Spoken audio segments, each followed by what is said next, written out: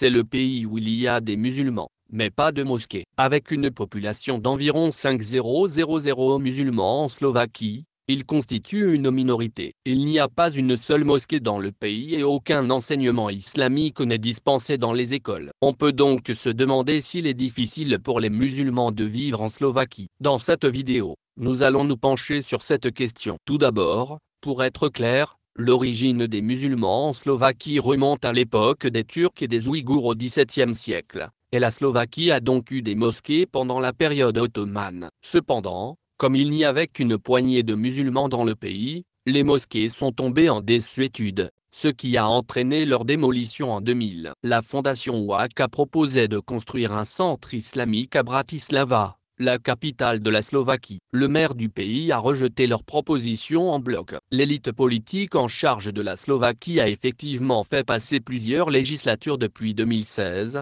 empêchant l'islam d'être reconnu comme religion d'État. En 2016, le Parti national slovaque, SNS, au pouvoir a proposé une modification de la loi existante qui exigeait des groupes religieux qu'ils aient 50,000 adeptes pour gérer leurs écoles, ouvrir des établissements religieux ou bénéficier de subventions gouvernementales. L'exigence précédente n'était que de 20,000 adeptes. Selon des sources officielles, cette loi visait principalement les musulmans. 2/3 des députés, y compris ceux de l'opposition, ont voté en faveur de la législation, qui est devenue une loi en 2017. En outre, les données du recensement le plus récent montrent de manière irréfutable que les groupes religieux qui tombent sous le seuil de population requis sont l'Église catholique romaine, l'Église protestante évangélique de la confession d'Augsbourg, l'Église catholique grecque, l'Église réformatrice chrétienne et l'Église orthodoxe. Il n'est absolument pas fait mention des musulmans ou de l'islam. L'année même de l'adoption de cette loi,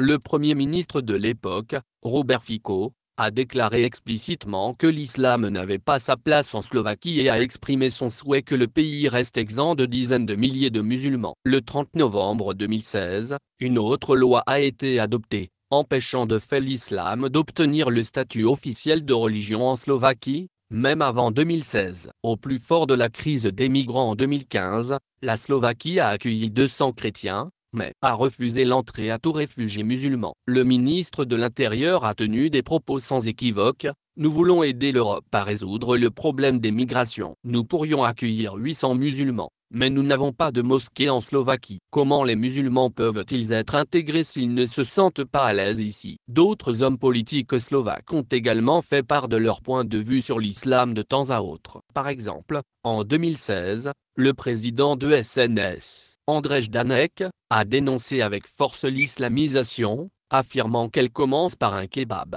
mais qu'elle peut rapidement dégénérer en quelque chose de vraiment dangereux dans les 5 ou 10 prochaines années. Il a également réaffirmé l'engagement indéfectible du gouvernement à empêcher la construction de toute mosquée en Slovaquie. Qui est Andrej Danec? Il a occupé le poste de président du Conseil national de la République slovaque de 2016 à 2020. Il a occupé son poste pendant 4 ans et, lors des élections de 2020, il a été rejeté de manière retentissante par l'électorat. Il a ensuite quitté la politique, car il était loin d'être élu. L'Internet regorge de mèmes se moquant de lui et de ses discours. Ces discours ont représenté la Slovaquie dans les médias étrangers au cours des dernières années. Finalement, le peuple slovaque en a eu assez et les a chassés. Voilà comment les dirigeants politiques slovaques ont traité l'islam ces derniers temps. Mais qu'en est-il des habitants musulmans du pays? Se sentent-ils vraiment opprimés? Nous allons le découvrir. Selon une traductrice syrienne de 42 ans qui s'est installée en Slovaquie à l'âge de 19 ans, elle a fondé une fondation islamique et s'est mariée avec un homme.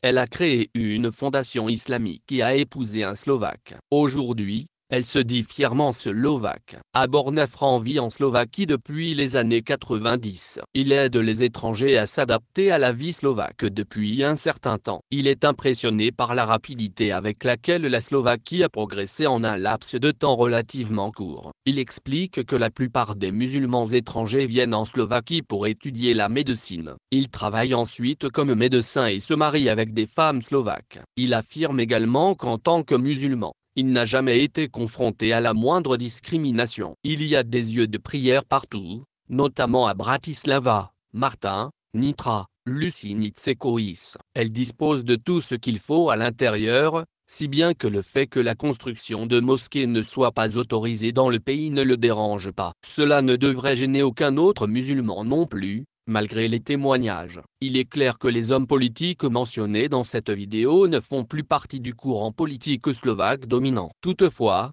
l'atmosphère qu'ils ont créée persiste en Slovaquie. Les musulmans sont encore loin de bénéficier de l'égalité des droits ou d'être reconnus comme l'une des factions religieuses du pays. Ils ne peuvent pas avoir de chef religieux ou célébrer des mariages musulmans, similaires au mariage civil, sans reconnaissance officielle. Mosquée. La communauté musulmane de Slovaquie n'a d'autre choix que de se réunir et de prier dans des maisons louées ou des salles de prière temporaires. Cette situation est beaucoup plus symbolique que pratique. La population musulmane du pays est si peu nombreuse que le problème n'est peut-être pas réel. Il peut s'agir d'un programme politiquement motivé qui consiste